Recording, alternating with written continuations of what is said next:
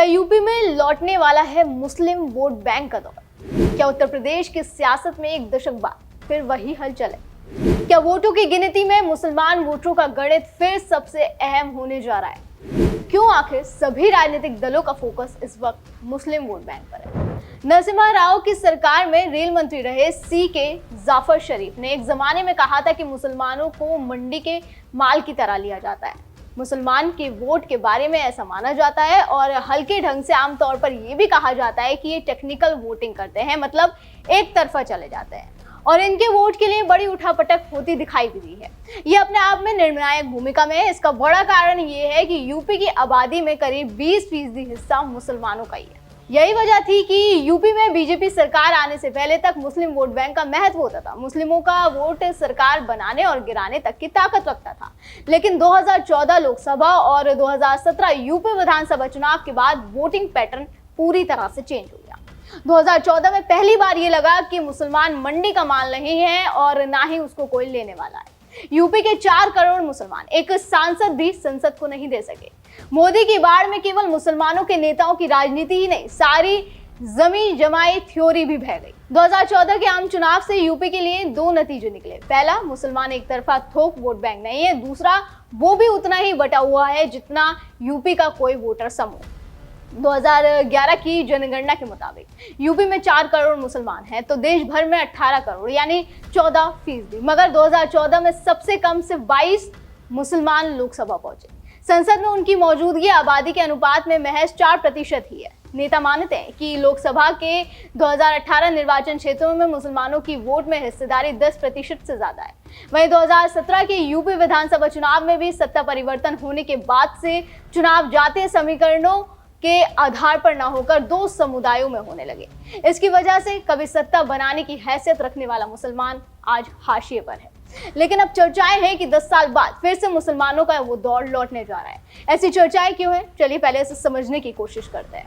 दरअसल 2027 में यूपी में विधानसभा चुनाव होने जा रहे हैं। जैसे जैसे विधानसभा चुनाव नजदीक आ रहे हैं, वैसे वैसे राजनीतिक दल भी अपनी तैयारियों की रूपरेखा तैयार कर रहे हैं।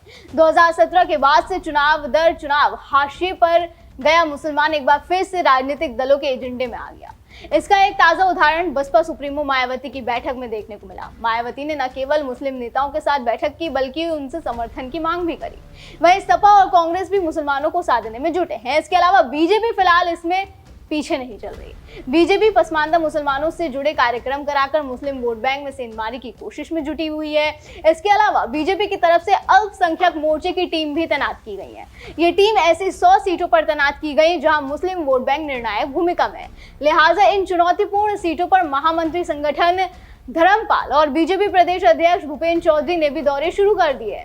कहा यह भी जा रहा है कि इन सीटों पर दोनों डिप्टी सीएम और खुद सीएम योगी भी दौरे करेंगे।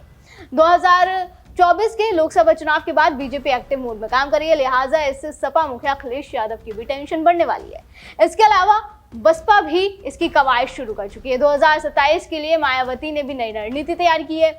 मायावती ने अपनी रणनीति में बड़ा बदलाव करते हुए मुस्लिम वोट बैंक को साधने की दिशा में कदम बढ़ाया। उनकी पार्टी अब मुस्लिम भाईचारा कमेटियां गठित कर रही है, जिसका उद्देश्य दलित और मुस्लिम समुदाय को एक मंच पर लाना है। बसपा सुप्रीमो जल्द से जल्द इस काम को पूरा करना चाहती है। इसके लिए संगठन की बैठक भी बुलाई गई, जिसमें मंडल और वरिष्ठ नेता शामिल हुए। मायावती की ये रणनीति समाजवादी पार्टी के लिए चुनावी मैदान में बड़ी चुनौती बन सकती है। हर कमेटी में एक सदस्य मुस्लिम समुदाय से लेने का फैसला लिया गया है बसपा की तरफ से, तो दूसरा सदस्य दलित समुदाय से।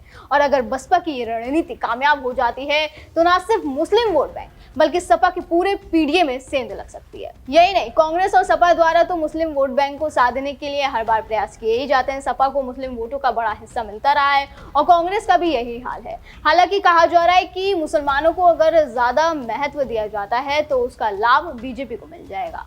इस बार मुसलमान सतर्क हो गया है। इसकी पूरी संभावना है कि आखिरी समय पर अपना निर्णय लें। यह भी हो सकता है कि जो उम्मीदवार बीजेपी कैंडिडेट को टक्कर दे मुसलमान उसी के साथ जाए, और ये भी हो सकता है कि जहां मुस्लिम कैंडिडेट उतरेगा मुसलमान उसी को ही वोट दे, चाहे वो फिर किसी भी पार्टी से हो। लेकिन एक बात तो तय है कि 2027 का चुनाव बड़ा ही दिलचस्प होने वाला है, क्योंकि जो पार्टी एक्टिव नहीं थी वो अब एक्टिव हो गई है और जो एक्टिव थी वो और ज्यादा एक्टिव हो गई। दर्शकों, आपको क्या लगता है कि राजनीतिक दल की किसकी रणनीति कारगर साबित होगी, हमें कमेंट सेक्शन में जरूर बताएं। फिलहाल आज की वीडियो में बस इतना ही। अगली बार फिर होगी मुलाकात। आप देखते रहें JNP इंडिया, हर खबर भरोसे के साथ।